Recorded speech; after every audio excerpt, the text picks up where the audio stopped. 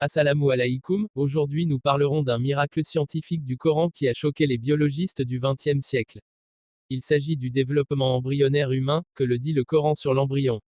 Dans le Coran, Dieu parle des différents stades du développement embryonnaire humain. Sourate 23, verset 14. Ensuite, nous avons fait du sperme une adhérence, et de l'adhérence, nous avons créé un embryon, puis cet embryon, nous avons créé des os et nous l'avons revêtu les os de chair. Ensuite, nous avons transformé en toute autre création.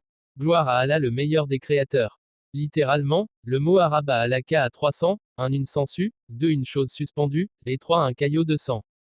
Si nous comparons une sangsue à un embryon à l'étape de la alaka, nous découvrons des similarités entre les deux comme nous pouvons voir ici. Le mot alaka traduit par adhérence décrit l'étape où l'embryon se nourrit du sang de la mère comme la sangsue se nourrit du sang de ceux sur qui elle se fixe. Ça c'est le premier. Le deuxième sens du mot alaka est une chose suspendue, l'embryon est en suspension dans l'utérus de la mère. Le troisième sens du mot alaka est un caillot de sang. L'apparence externe de l'embryon est très similaire à celle d'un caillot de sang. Cela est dû à la présence de qualité de sang relativement élevée dans l'embryon. Ainsi, les 3 sens du mot alaka correspondent exactement aux descriptions de l'embryon.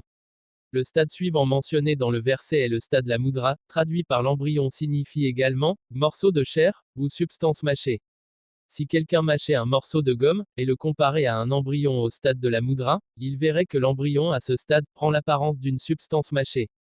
Comment le prophète Muhammad alayhi salatu salam aurait-il pu savoir tout cela il y a 1400 ans, alors que les scientifiques ne l'ont découvert que récemment en utilisant des équipements de pointe et de puissants microscopes qui n'existaient pas à cette époque-là?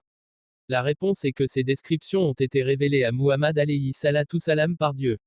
Il ne pouvait pas connaître de tels détails parce qu'il était illettré et n'avait absolument aucune formation scientifique. Et c'est tout pour cette vidéo, si elle vous a plu n'hésitez pas à liker, partager et surtout vous abonner.